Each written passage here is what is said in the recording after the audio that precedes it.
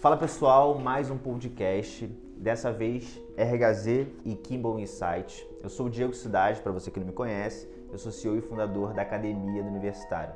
Uma solução focada em estágio, que atua de ponta a ponta, atendendo grandes clientes como Volkswagen, TIM, por aí vai. Eu estou com a Amanda e a Tice da Kimball. Vou falar para elas se apresentarem também para a gente ter o contexto. E aí eu já apresento a nossa convidada. Olá pessoal, sou a Amanda da Kimball, represento aqui a collab com o Kimball Insights. Nós temos um videocast assim como a RHZ tem e hoje a gente está fazendo essa collab aqui. Trabalho na Kimball há 10 anos, na área de desenvolvimento humano. A Kimball é uma consultoria internacional com foco em Executive Search e desenvolvimento, acesso e desenvolvimento para executivos. E Diego, é um prazer estar aqui novamente. Sou Tiziana Lima, também sócia da Kimball, escritório São Paulo, junto com a Amanda, à frente aí da área de Diagnostics, Assessment, Desenvolvimento. É um prazer estar aqui falando mais uma vez de temas tão relevantes como cultura, transformação, como as gerações estão inseridas, e eu tenho certeza que a convidada de hoje tem muito a contribuir nesses assuntos, pela vasta experiência que ela tem em empresas de diversos segmentos. Podemos anunciá-la? Quem vai tratar desse tema com a gente é a Aline Sintra, ela é VP de RH da Equifax. Super obrigado pelo teu tempo. Para a gente aquecer, dá mais um contexto de você, que aí eu entro no script. Tá bom, bora lá, falar de mim um pouquinho. Bom, eu sou a Aline, mãe do Rafinha, 15 anos já, pré-adolescência. Tenho praticamente geração Z, né? Ele nasceu em 2010. Olha, tá cravado ali, Cravado na geração Z.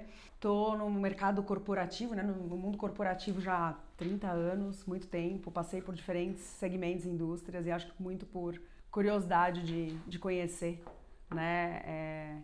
Diferentes contextos e realidades. E tive o privilégio de, ao longo desse tempo, liderar áreas de negócios. Então, eu comecei minha carreira com produtos, marketing, tive um assignment curto em vendas. E há 15 anos atrás, no pico da transformação de RH, me convidaram para liderar a área de recursos humanos.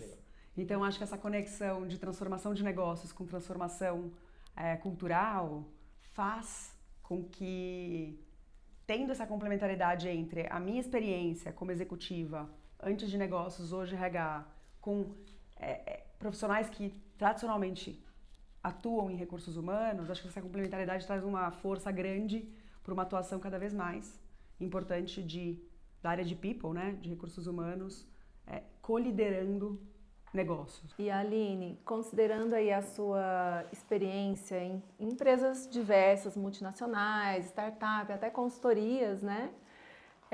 Qual foi o momento que redefiniu a sua visão de RH como negócio mesmo?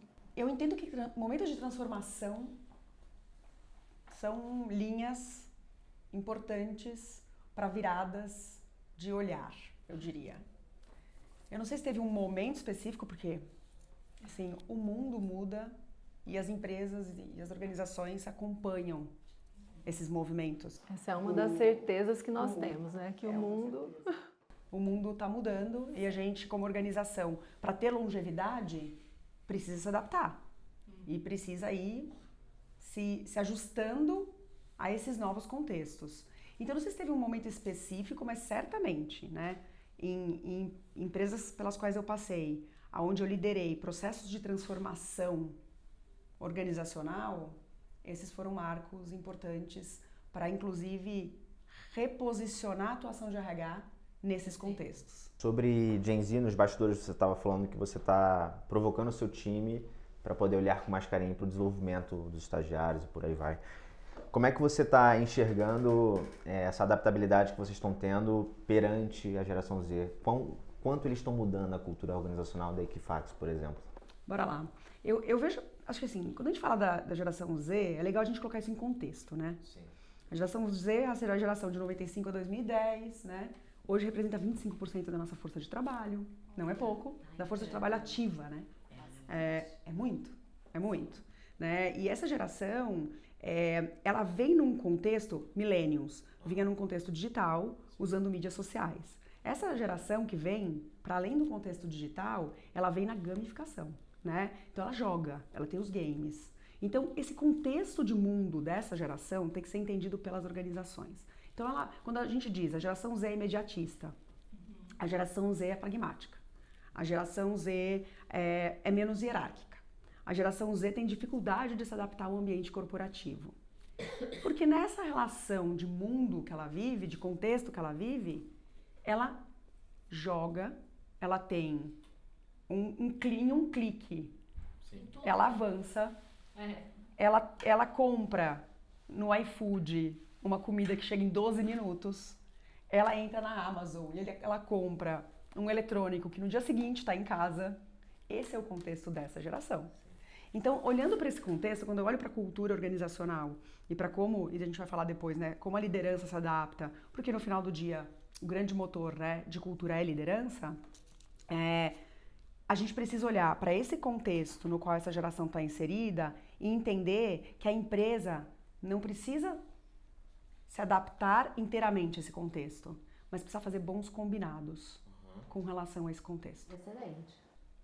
Que combinados eu faço com a geração Z, ou com qualquer geração, mas claro. assim, vamos recortar na geração Z, para que a empresa consiga extrair o maior potencial dessa geração, porque ela tem muito potencial, Sim. inclusive visão que pode trazer pra gente insights preciosos sobre relação trabalho e vida pessoal, sobre inovação e agilidade.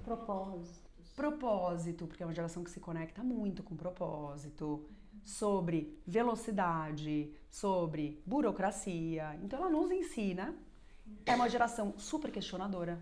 Por que ela é questionadora? Porque ela vive um mundo de troca constante. Eu estava vendo outro dia uma matéria que falava assim, porque a geração Z gosta de feedback. Sim. E eu fui aprofundar isso um pouco. Por que a geração Z gosta de feedback? Porque ela posta uma foto e ela recebe feedback na hora. Recebe a curtida. Ela recebe a curtida, ela recebe, putz, você tá muito bem, o teu shape tá legal, que não sei o quê, putz, que bacana. Tipo, meu filho joga futebol, né? Quando ele posta, logo depois do jogo de futebol, o gol que ele fez, cara, os amigos dele enlouquecem, a rede dele enlouquece. Em dois minutos, ele tem 50 comentários. Feedback. Aí o chefe demora 1 ano. E aí o chefe faz o check-in a cada 3 meses.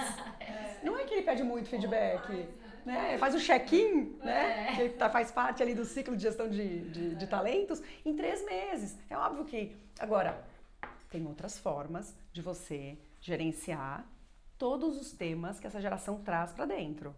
E para mim esse é o grande...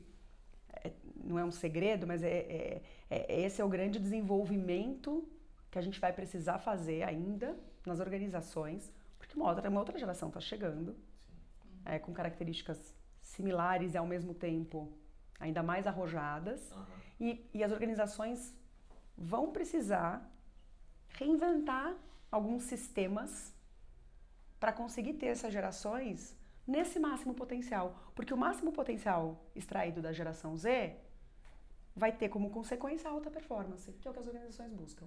Por que a área de RH existe? Para construir equipes, times e líderes de alta performance.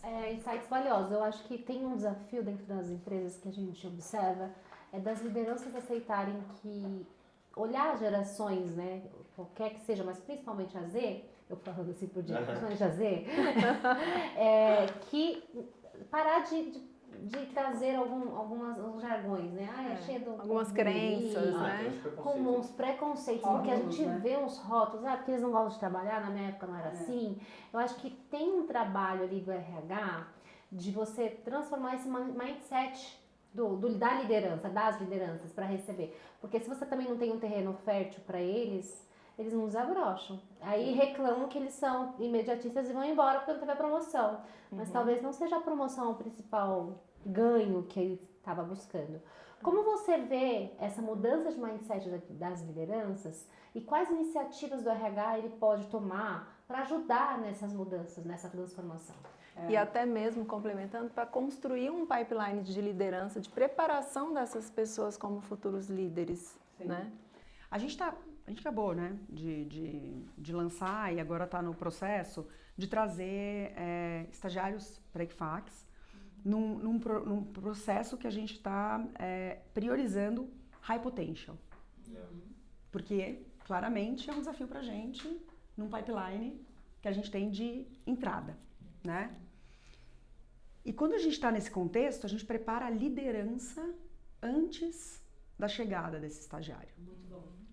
Essa é a grande virada, né? Então a liderança ela não só participa do processo como um todo, ela precisa participar, até porque ao longo do processo ela já começa a entender, né, o que aquele, né, geração Z está trazendo para ele como pergunta, como estímulo, etc. Mas a gente também faz um workshop estruturado para essa liderança entender como ela precisa atuar nesse novo contexto. E ela precisa, o RH, talvez, né? Não sei como é que é a prática que vocês têm, mas precisa ressignificar também algumas crenças, né? Alguns preconceitos que essa liderança que é de geração, tem geração misturada aí, mais antiga, e também poder ajudá-los a reaprender, a desaprender essas crenças mesmo, essa mentalidade de, por exemplo, comando e controle, né? Manda quem pode, obedece quem tem juízo. Isso aí. E se adaptar a esse novo cenário. Isso vai ser benéfico para todo mundo. Sem dúvida, sem dúvida. Então, lá vocês fazem esse workshop estruturado e esse trabalho de conscientização também é visto na alta liderança? Como que vocês fazem isso? A gente está no processo, né, agora de fazer todo esse lançamento. Então, sim, a alta liderança vai se envolver e vai se envolver, inclusive, conhecendo esses estagiários que estão chegando, porque eu acho que a melhor prática é da escuta. É da escuta, né? Deixa eu escutar o que eles esperam da organização. Quais são, de fato, as expectativas deles com relação a essa vivência que eles vão ter aqui com a gente. Façam perguntas. Escutem mais do que falem, porque na medida em que você vai processando o que aquele jovem está te trazendo, você vai aprendendo. E tem um ponto importante, né, nessa discussão de preparação dos líderes para recebê-los. Primeiro, crenças limitantes e rótulos. Todas as gerações vieram com rótulos, gente. Todas. Então não é novidade. Né? Os estereótipos foram construídos ao longo do tempo, né? Quando a gente fala de inclusão e diversidade, a gente vê isso o tempo todo. Eu não apoio rótulos. Até porque eu não acho que a geração Z é uma única geração rotulada. E o contexto que você vive influencia muito a forma como você se comporta. Então, a geração Z na China é diferente da geração Z nos Estados Unidos, que é diferente da geração Z no Brasil. E no Brasil mesmo, regiões, você vê... Estava falando nos bastidores, social, né? O bairro muda a geração Z. Entendeu? Porque o estímulo que ela recebeu... Pensa uma geração Z tendo sido criado por um avô e por uma avó. Ele tem um perfil diferente de uma geração Z criado por pais mais jovens. Então, é natural. Então, não dá pra gente rotular. Então, o que a gente também tenta fazer muito com os líderes é garantir que eles tenham a consciência de que ao longo desse processo, primeiro, sejam transparentes. Façam as conversas. Alinhem expectativas do que eu posso oferecer e do que eu não consigo te oferecer. E você faz parte de uma transformação. Então, eu vejo a geração Z muito instigada quando você leva ela pro jogo. Sim. Literalmente. Então, se ela faz parte do jogo, eu digo, conto com você para fazer parte dessa mudança. Provavelmente eu consiga ter muito mais resultado do que te contar uma história que depois, num clique da internet, ele descobre que não existe. Então, eu sou uma empresa super ágil, com um mindset, né, de inovação. Tá bom.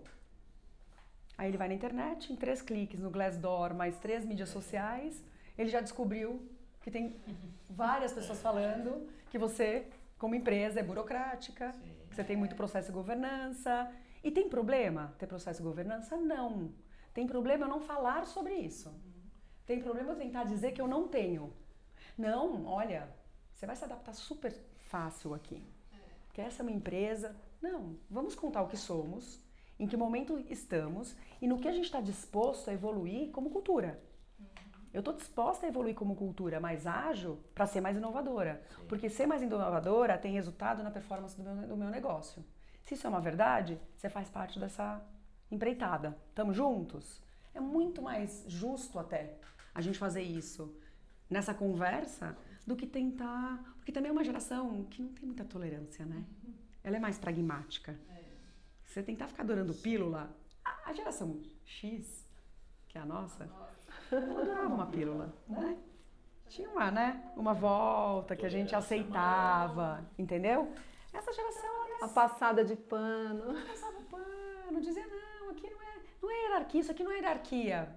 Mas assim, É hierarquia, né? Tem hierarquia. É um desafio, né? Acreditaram no Transformar esse conceito de diversidade, essas iniciativas, sem cair na questão ali do greenwashing social, né? Do aparentar ser e não é. e não ser. Uma curiosidade, porque você estava sem programa de estágio um tempinho, né? Porque depois da aquisição. Curiosidade, como é que foi a reação dos gestores quando falou assim, vamos abrir um programa? E eu queria até entender um pouco mais sobre a cultura estadunidense aqui, assim, como é que eles olham para isso, né? Como é que você se adapta para poder fazer isso rodar direitinho? Bora. Primeiro, eles participaram, e aí eu tô falando da alta liderança, participou da definição das personas que nós íamos considerar para atuar dentro da nossa estratégia de relações com universidades e que a gente levaria para um programa de estágio. Quando eles participaram, literalmente, por 3 horas com a gente, da descrição de quais seriam essas personas, então vou dar um exemplo. A gente tem uma área, nós somos Equifax da minha empresa, né, de tecnologia, com uma fortaleza em dados e inteligência analítica. Então a gente tem uma área de Data Analytics muito forte, como um dos nossos, né, cores na Equifax. DNA, uma área de Data Analytics. Imagina comparada a uma área corporativa. Imagina comparada a uma área de produtos. Imagina comparada a uma área de vendas. Então, cada um dos líderes desenhou, obviamente, com um script de apoio, a persona.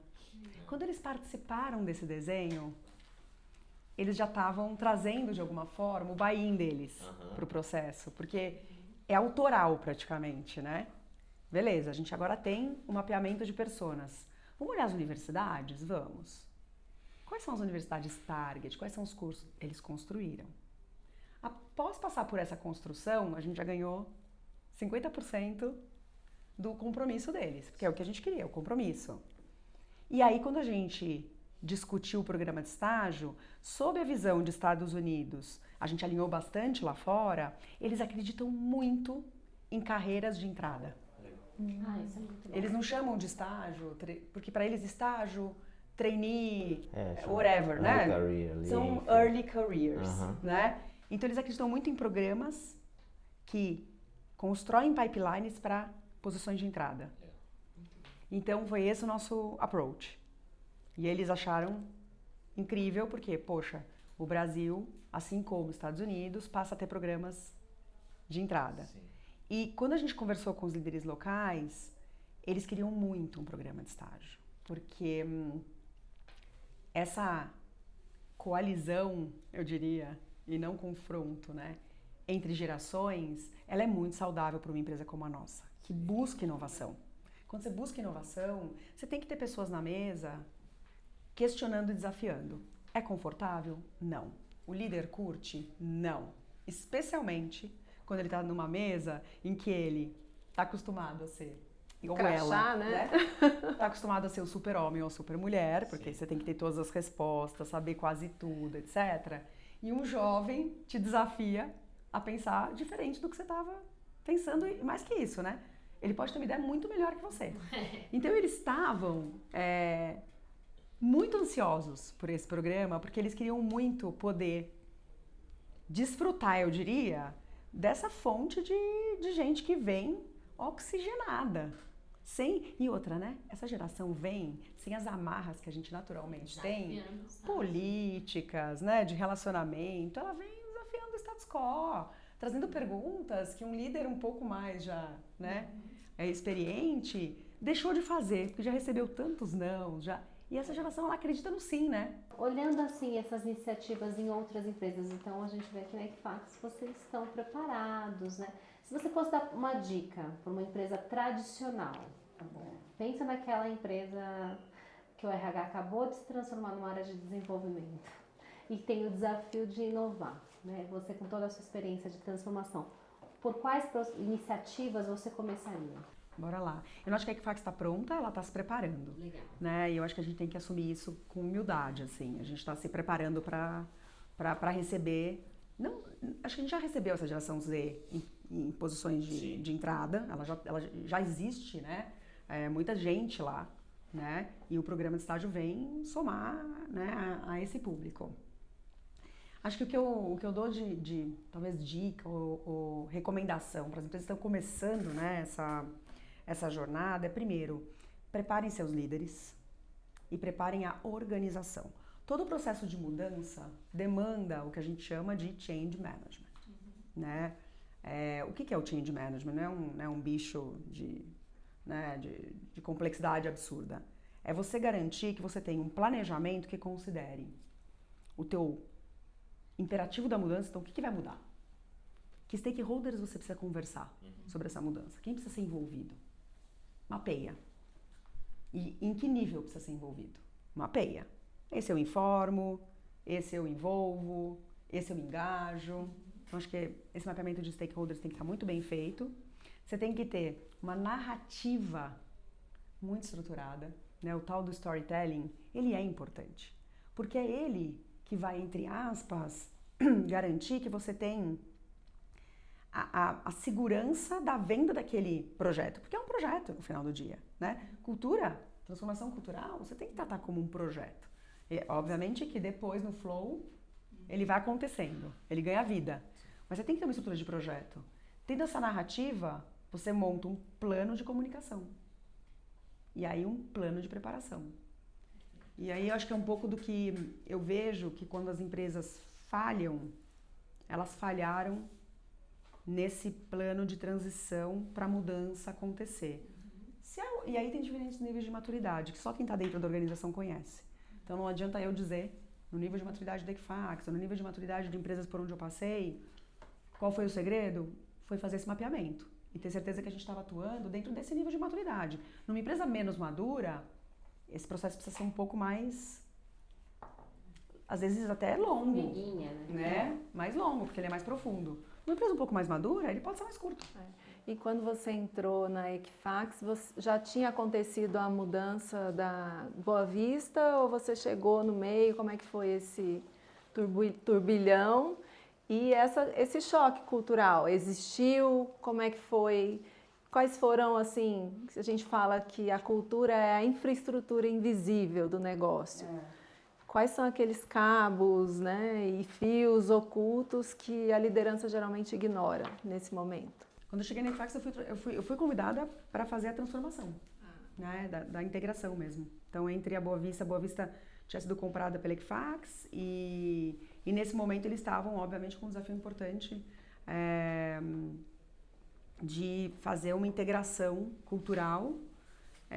Cultura é DNA, né? Não é nada mais do que crenças, valores, comportamentos que a gente combina e que são coletivos, né? E quando me convidaram para ir, eu já fui como Equifax, então eu já não fui como Boa Vista, e fui como HR Transformation, né? Como líder de RH para a transformação mesmo da organização. E sim, no mapeamento de diagnóstico iniciais, e quando eu cheguei eu fiz exatamente isso, eu fiz um diagnóstico com um mapeamento, né? Dos principais, eu diria, dos principais desafios e oportunidades que a gente tinha. Liderança era um deles, né? Então uma liderança ainda não consciente do seu papel e tão perdida quanto a organização, porque a aquisição aconteceu. Sim. Temos duas culturas, uma brasileira e uma americana, com expectativas diferentes, muitas demandas chegando, uma competição enorme, né, por prioridade. E aí, então a gente tinha o pilar de liderança ainda se encontrando nesse contexto. A gente tinha um pilar de cultura, de transformação cultural muito forte, porque a cultura americana é muito diferente da cultura brasileira. E isso também, obviamente, estabelece uma diferença em relações de trabalho, em forma de atuar, em como você prioriza, em como você olha resultado. Então, tinha esse pilar de transformação cultural. Tinha um pilar muito importante de estabelecer uma proposta de valor, que é o EVP, né, que é o Employee Value Proposition, que de fato conectasse as pessoas. Aqui a gente está falando de engajamento, então tinha um desafio de engajamento, de ter uma proposta de valor que fizesse sentido, e aí a gente implementou o que a gente chama de Minha Jornada, e para que as pessoas entendessem o ecossistema que a gente tem na Equifax, desde onboarding, desenvolvimento, carreira, possibilidades, né, de reconhecimento e recompensa, como tudo isso funciona. E a Minha Jornada, ela é um ecossistema mesmo, onde num clique as pessoas conseguem ter uma navegação para deixar muito claro quais são, qual é o conjunto, né, de possibilidades que ela tem.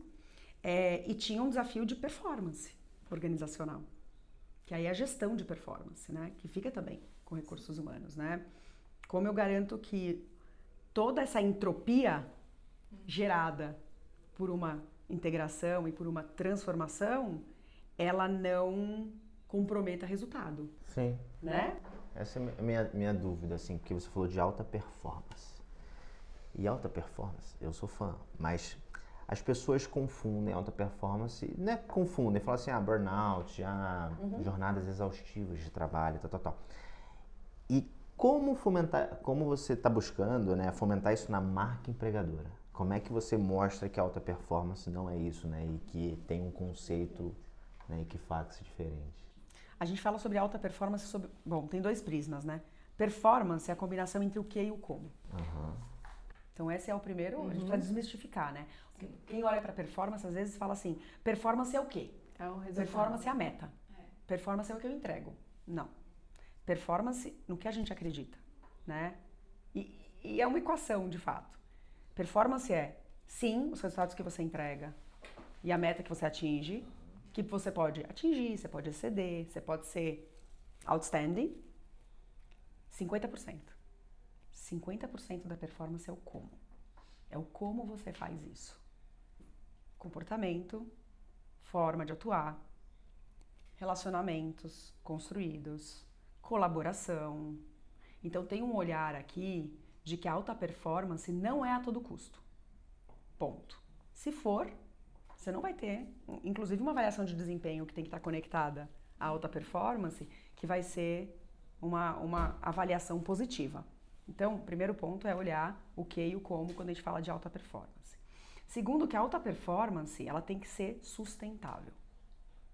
Talvez essa palavra defina a equação de, se ela é sustentável e tem que ser sustentável ao longo do tempo, eu preciso oferecer, junto à alta performance, eficiência, inovação, resultados, eu preciso oferecer um ambiente de confiança, respeito, onde as pessoas se relacionem e curtam a jornada. A gente tem um valor na Equifax que é viver o seu melhor.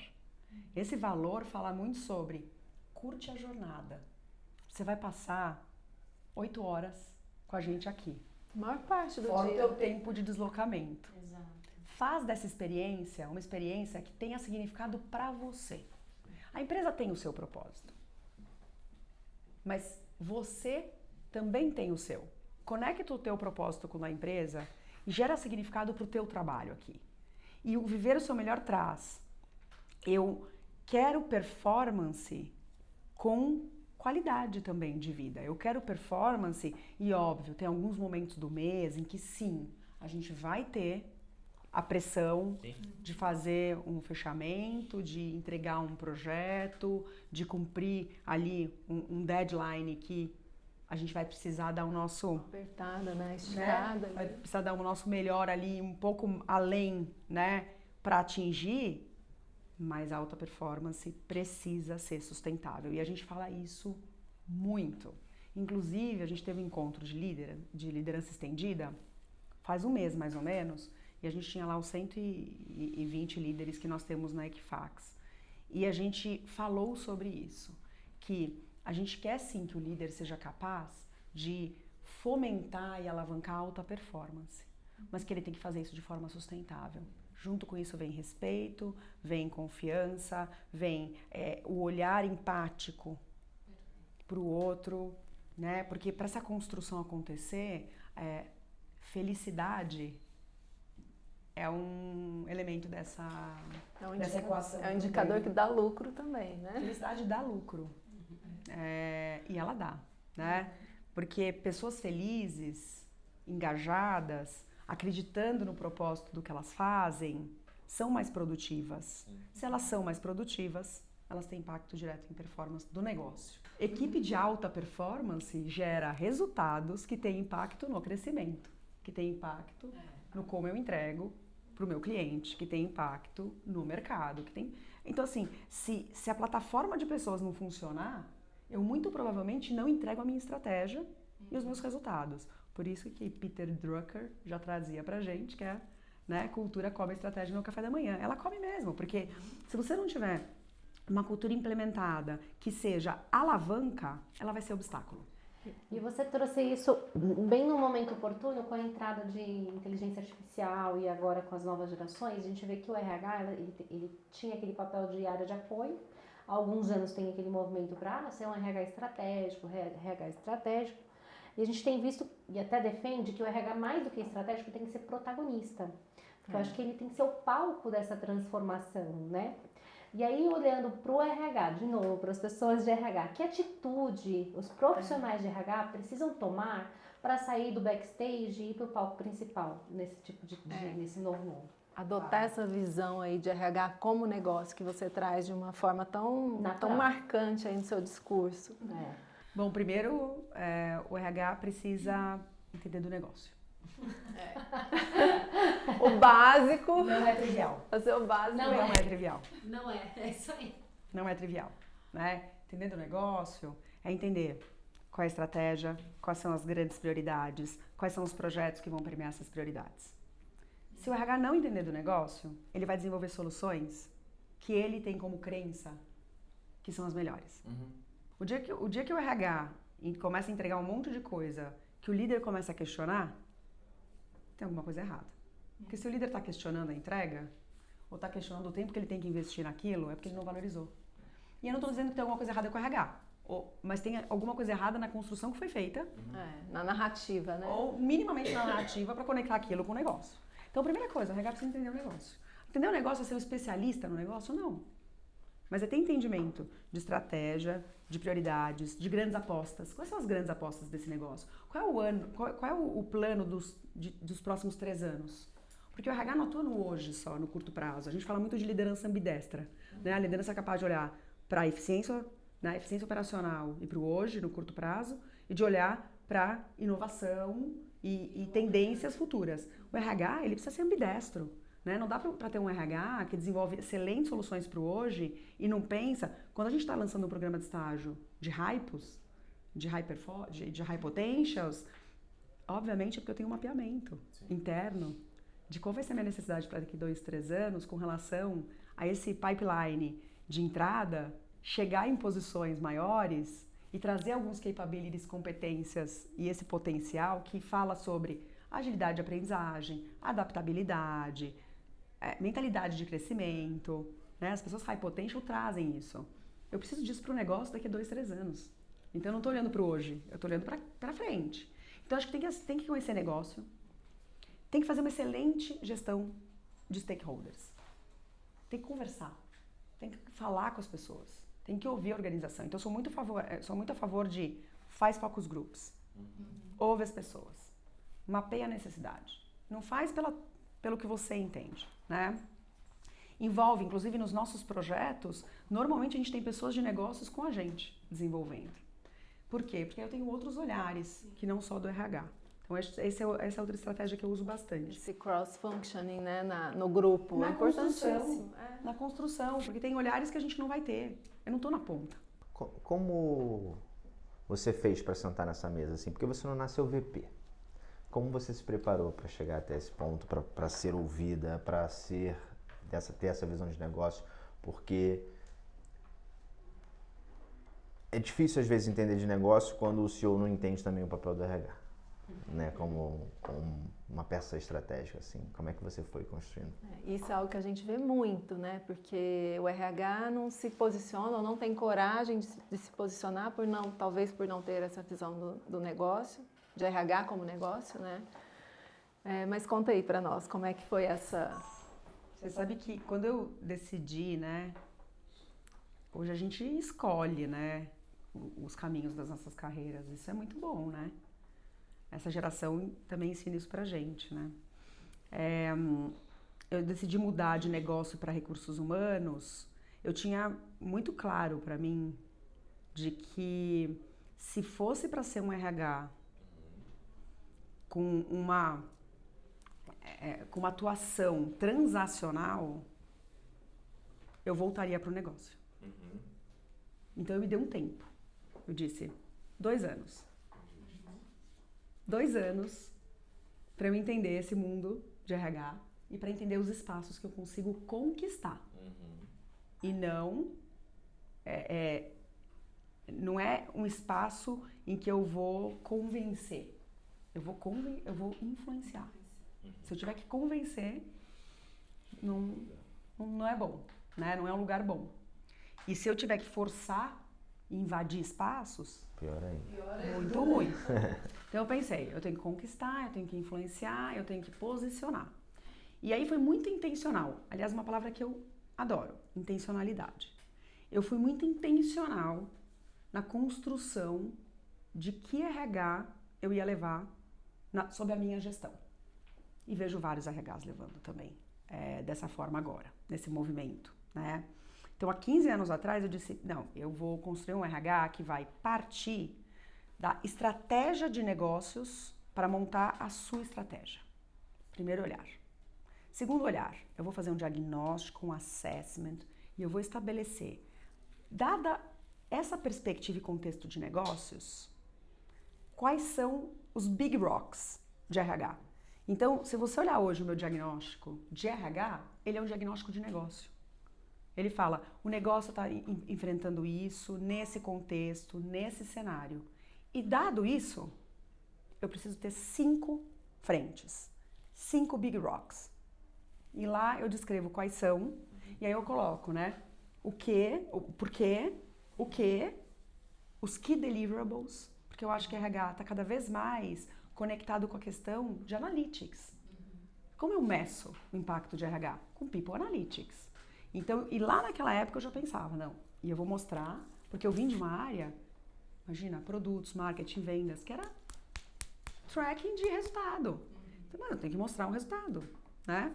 Então, conectar o business strategy com people strategy, fazer diagnóstico, assessment, estabelecer os big rocks baseados nesse frame de negócio e garantir que você traduza isso em projetos que estejam alinhados com mais pessoas e que as pessoas digam, ok, esse é o caminho, é fundamental. E foi assim que eu fui construindo. Então, normalmente, quando eu chego nas organizações, eu volto para esse mesmo frame, que há 15 anos atrás eu já seguia, e ele normalmente funciona muito bem, porque ele acaba também estabelecendo um direcionador, para a gente não se distrair, para a gente não cair na armadilha da operação, da transação. E não quer dizer que a minha área de operação de RH não seja super importante. Eu digo o seguinte, se eu errar na folha de pagamento, ninguém vai querer nem ouvir falar sobre cultura. Exatamente. Então não tem área mais importante ou menos importante em recursos humanos. Não existe isso. Existem áreas fundamentais e essenciais para que a operação aconteça de RH. Folha de pagamento, benefícios, admissão, desligamento. A experiência das pessoas acontece na área de operações de RH. Então eu também busco excelência porque eu digo o seguinte para a minha líder de operações de RH. Você tem o ciclo de vida do funcionário sob a sua gestão. O funcionário chega, ele casa, ele tem filho. Tudo isso acontece numa esteira de operações. Olha que importante. E é uma área que às vezes as pessoas não... Não, isso aqui é uma área transacional. Algumas atividades são transacionais, mas é muito estratégica. Porque se a experiência desse meu colaborador for muito ruim nesse ciclo de vida dele, imagina, nascimento de um filho sem plano de saúde. Como assim? Quebrou a cadeia. Tipo, poxa, essa empresa não cuida de mim. né? Então você vê como não é trivial e é complexo você olhar para RH como uma área puramente transacional. Nem HR Operations ela é transacional, porque ela lidera ali um ciclo importante. Então quando eu olho para recursos humanos, e talvez esse tenha sido o grande gatilho do porquê eu permaneci em RH, primeiro porque RH tem impacto sobre a organização toda. E talvez seja a única área que tem esse privilégio. Segundo, porque um bom posicionamento de RH garante sucesso para as pessoas e para o negócio. E eu acredito muito nessa combinação do progresso, o progresso das pessoas e o progresso do negócio acontecendo juntos. Porque aí você transforma a sociedade. Então também tem um pouco desse propósito meu, né? De olhar para uma sociedade que emprega pessoas diversas, que lança programas que mobilizem um entorno que tem menos acesso, que faça com que pessoas que chegaram na organização como analistas júniores se transformem em diretores. E isso tem impacto direto nas vidas pessoais delas. Então, acho que essa coisa de transformar as organizações e transformar as vidas das pessoas me conectou muito com recursos humanos.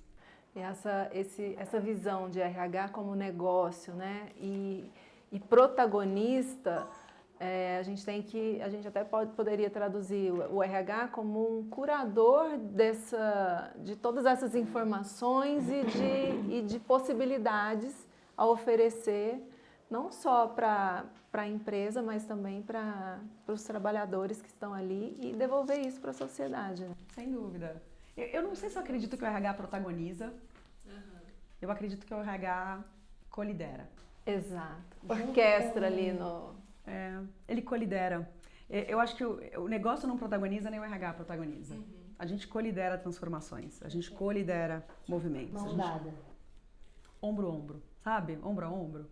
Assim como eu tenho coliderança sobre temas específicos, quando eu estou com os meus pares do negócio, e esse é outro ponto, talvez, né?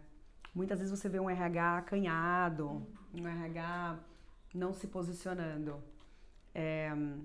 Você não precisa gritar, né? Para se posicionar. Você tem que entrar em espaços que, de fato, uma fala tua gere valor. Então tem que se preparar muito, Diego. Sim. Eu me preparei muito. Assim, eu li, eu até hoje, né? Eu tô no transporte na academia, ouvindo TED Talks, sim, podcasts, lendo matérias sobre tendências, olhando o Fórum Econômico Mundial para ver quais são as competências que estão vindo aí para o futuro, para eu poder pensar como eu faço uma mescla entre competências que eu trabalho hoje, competências que eu preciso considerar, né, para o futuro. Então, assim, você tem que... E quando eu falo de estudar, cada um pode estudar a sua forma, claro, né? Meu filho estuda num game, né? Ele tá ali num game que a escola dele oferece, ele aprende nessa gamificação. Sim. Eu acho sensacional. Eu aprendo ouvindo TED Talk, ouvindo speakers falando sobre vários temas, lendo, eu adoro, ainda sou meio analógica. Adoro o papelzinho, né? O caderninho. O livro normal. O livro. Eu tô lendo agora, relendo, eu já tinha lido aquele livro Responsabilidade Extrema. Do Jocko Willink. Extreme Ownership, né? Extreme Ownership é um livro de cabeceira, né? Assim como outro que eu amo é Execution, que é execução, né? Que também fala muito sobre estratégia não colocada em prática é sonho. Aí as pessoas dizem, a execução é tática. Não. Vamos lá. A execução é estratégia na prática. É isso. Então, quando às vezes também olham pra gente e dizem, a gente quer um RH que execute. Ótimo. Estrategicamente, eu vou executar. Eu não preciso me colocar num lugar tático porque eu executo. Todas as áreas executam no final do dia, não é só RH, né? Então não tem ofensa, né, em falar em execução. E pelo que você vem falando, né, você já vem trabalhando num frame, né, aí de estrutura para você implementar nas empresas. Mas tem alguma crença de RH, de gestão de pessoas que você abandonou aí nos últimos sei lá, 3, 5 anos? Eu acho que a primeira crença que eu não sei se eu abandonei ou se eu nunca acreditei, para ser bem honesta, assim, é que o RH era uma área que tinha que tomar o lugar de um líder, por exemplo. Vinha muito forte isso, né? O RH do comando e controle, o RH do poder. Eu sei que você, né, fez aquilo, então vamos falar sobre isso. O RH sabe tudo. Sabe o RH poderoso, assim? Eu não acredito nisso, né? E era muito assim, né? As relações do RH era aquela coisa, né? Passa no RH, né? Tá, vai conversar com a... Ih, a Aline chamou pra fazer um feedback. Ih, sido uma crença que quando eu cheguei no RH existia, que de fato, em algum momento, pode ser uma armadilha pra gente, porque você tem acesso, né? Você tem acesso a muitas informações da pessoa, avaliação, você tem acesso à remuneração, você é a pessoa que participa das discussões de progresso, evolução de carreira, desenvolvimento. Quem vai ser? Você está ali numa sessão, por exemplo, facilitando uma revisão de talentos, onde você está construindo um mapa de talentos e você tem um altíssimo nível de influência, né? Naquela discussão. Como você usa essa influência? Para mim é super importante. Como a gente usa essa influência? Porque no final do dia eu não lidero a tua área. Você lidera a sua área. Eu te dou insights, eu te trago perspectivas, mas a palavra final é tua. Eu acho que o RH, há pouco tempo atrás ainda, tinha muito isso do... Comigo. Eu resolvo. Isso sou eu, né? Em algum momento eu fui contaminada por isso. E acaba sendo uma atitude até cômoda para o líder, né? Não, o RH que resolve. Quantas vezes? Eles gostam, inclusive. Sai pela culatra. Não, deixa lá pro RH. Eles gostam, tá? Eles gostam, às vezes, de dizer... Fala com o RH. Melhor falar com o RH. Às vezes, até na consultoria, né? A gente atende... E muitas de algumas decisões de movimentações acabam sendo terceirizadas para, não, vamos fazer um assessment, né? Não, mas o objetivo não pode ser esse. O assessment ele é uma ferramenta que vai dar uma visão complementar à visão interna, o que você tem ali, para auxiliar a melhor decisão. Mas e o que fazer com ele? ele? É do líder, É isso. Quem vai ter que tomar ainda é você, a decisão. Eu acho que em algum momento eu me contaminei um pouco por isso, né? Porque você toma pra você a responsabilidade. Vai resolver. E é uma armadilha. Sim. Então, acho que é uma crença que eu deixei, assim. Deixei passar bem. Muito maneiro. Uma vez eu estava conversando com o meu investidor, ele falou que se imagine num helicópterozinho e você vai subir teu helicópterozinho, vai ter a leitura ali da empresa, vai ver o que está precisando, desce teu helicópterozinho, resolve, sobe de novo, desce. E é legal porque...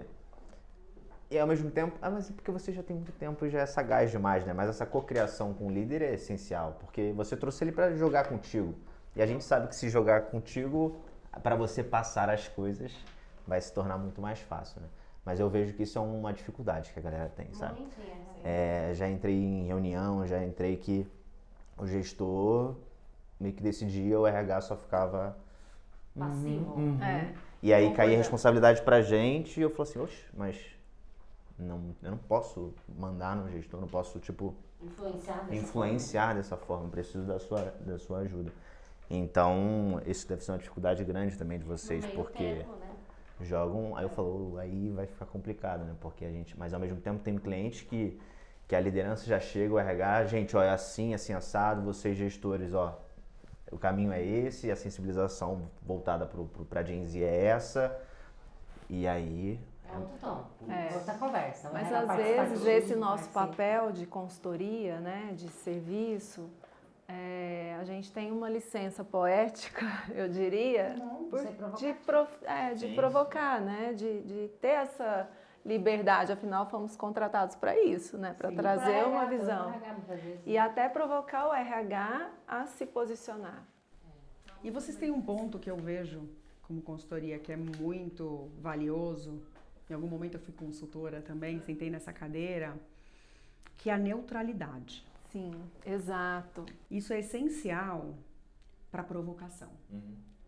Pense que eu tô numa organização, vivendo o dia a dia, as dinâmicas, eu já tenho os meus vícios, né? Você já tem os seus vieses. naturalmente. Obviamente que eu neutralizo e faço intervenções recorrentes neles, especialmente quando eu tô influenciando, tomando decisões. Mas eu já tenho.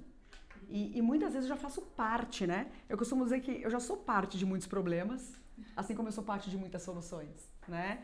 Então, acho que o grande valor, além de, obviamente, você trazer uma consultoria que é especialista naquilo, né? E que sabe o que está fazendo e consegue comparar com outros mercados, com outras empresas, te trazer essa inteligência que você, numa empresa... Tá né? vendo só aquela realidade, a Você sua está dentro da tua realidade. realidade, vocês têm essa vantagem competitiva de trazer outras realidades para dentro de uma realidade, vocês têm neutralidade. E essa neutralidade traz uma tranquilidade de você desafiar, sabendo que o outro não vai te olhar como, nossa, ela tá me provocando nisso porque ela me viu naquela situação fazendo aquilo. Isso é muito importante, né? Isso pode gerar ali um conflito, mas não um conflito saudável, aquele conflito do embate, do tipo, poxa, você buscou uma fragilidade minha Porque aí não leva pro pessoal. para me dar um feedback.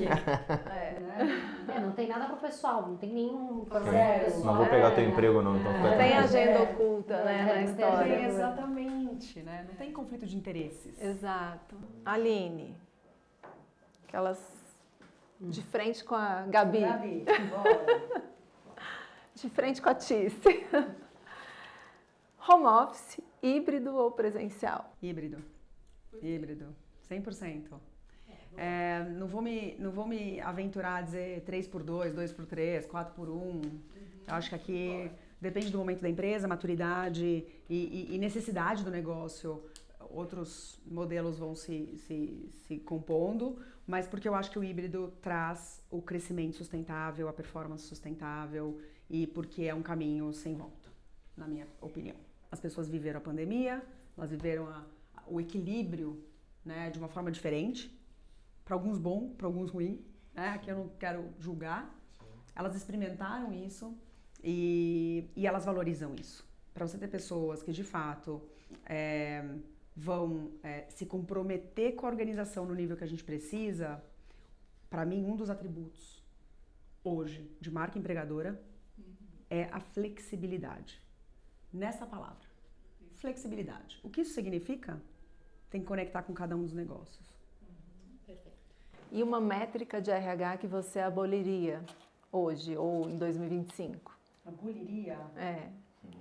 Nossa, eu gosto de métrica, hein? De RH. Pera, tô pensando aqui, que métrica que eu aboliria? Algo que não faz mais sentido, não se encaixa nesse novo contexto, pensa em transformação. A parte de comando e controle em crescimento de headcount, crescimento de custo, porque isso está dentro de um contexto, né? Então, se o negócio está crescendo, é uma consequência.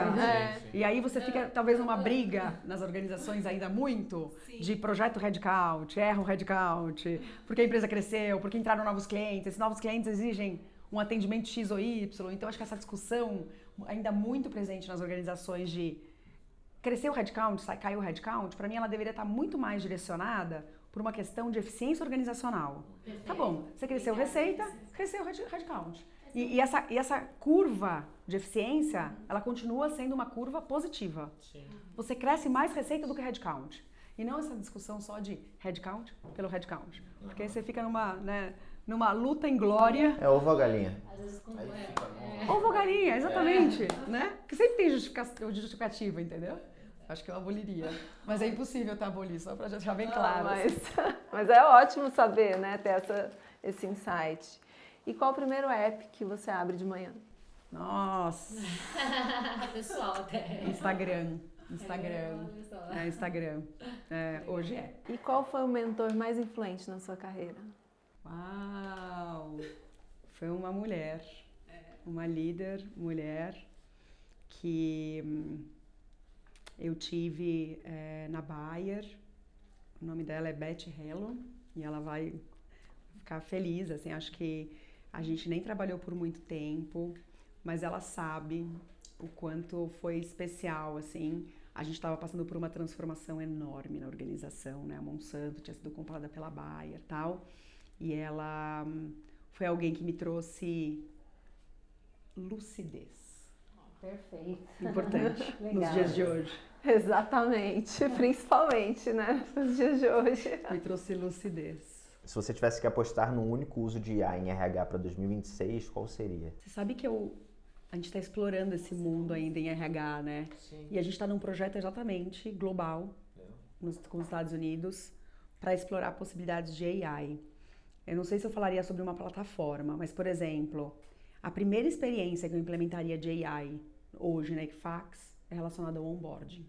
Ai, Eu acho que o onboarding das empresas podia ser feito com avatares seus. Então, eu, Aline, entrei na empresa. E eu, Aline, Fofinho. vou apresentar num avatar a empresa que eu vou entrar e que eu vou conhecer e que eu vou viver minha carreira, né? Que eu escolhi fazer isso. E eu acho que essas tecnologias já estão aí, disponíveis. E aí eu vou navegar na cultura, eu vou falar com pessoas que já estão vivendo essa cultura, eu vou entender como eu desenvolvo minha carreira, como eu vou progredir, eu vou entender o que são elementos importantes que eu preciso conhecer muito rapidamente. Então, se eu tivesse que dizer o que eu hoje implementaria, eu tenho, inclusive, desafiado muito meu time. ai, E acho que desafiado no sentido de provocar muito meu time gente, vamos fazer um onboarding que as pessoas cheguem e falem uau, porque esse é o primeiro touch das pessoas com a organização, né? E o nosso negócio da Equifax é um negócio altamente influenciado por AI, né? Eu sou uma empresa que eu falo de machine learning há muitos anos atrás, né? Que a gente tem usado AI para impulsionar toda a capacidade que a gente tem analítica, né? Com algoritmos. A gente já é uma empresa que tem como essência viabilizar negócios com o uso de AI, né? A gente é uma empresa que está migrando 100% das nossas soluções para a nuvem. 100%. Para a gente ter mais agilidade, mais capacidade de inovar num timing mais curto. Então, é muito interessante olhar para a AI no contexto de RH, porque isso vai facilitar muito e vai trazer para mim um posicionamento completamente diferente. E o segundo momento ali, ou enfim, elemento de RH que eu levaria a AI é recrutamento e seleção. Sim. Já dá para fazer, né, muita coisa e a gente já tem testado algumas plataformas e o primeiro screening, né, que a gente chama de seleção, o candidato fala com a AI e ela te traz tudo, porque ela busca o currículo versus o speech dele naqueles 5 minutos e ela junta tudo isso num assessment daquele candidato muito completo e aí, obviamente, o elemento humano entraria numa segunda etapa seguinte, né? E indo para os finais, Aline, qual é o principal insight que você traz, né, a lição para quem está nos assistindo, ouvindo, que quer ser mais protagonista dentro do RH? Bom, primeiro, entendam o contexto em que vocês estão operando, com as pessoas que fazem parte desse contexto, façam um diagnóstico, um assessment, né? E compartilhem isso e busquem diferentes stakeholders para apoiar, mas não só apoiar, mas para coliderar isso com você. Tenha consciência de quais são os direcionadores e prioridades que você vai seguir. Construa o seu plano, né, de curto, médio e longo prazo, mas construa, né, entenda o que você vai entregar de fato com geração de valor ao longo, né, dos próximos 2, 3 anos, a depender, enfim, de qual for o planejamento do negócio da tua empresa. Acho que a estratégia de pessoas tem que estar colada nessa estratégia de negócios. Use People Analytics para fazer o tracking dos resultados e para poder, inclusive, levar para a organização essa geração real de resultados e valor que você está conseguindo alcançar. E procure ter um posicionamento que te permita levar voz em diferentes rituais, em diferentes momentos e para diferentes níveis da organização. Mas sem dúvida nenhuma atue com a alta liderança, porque ela seta o tom e ela vai ser fundamental para todo e qualquer processo de transformação de uma empresa. Excelente.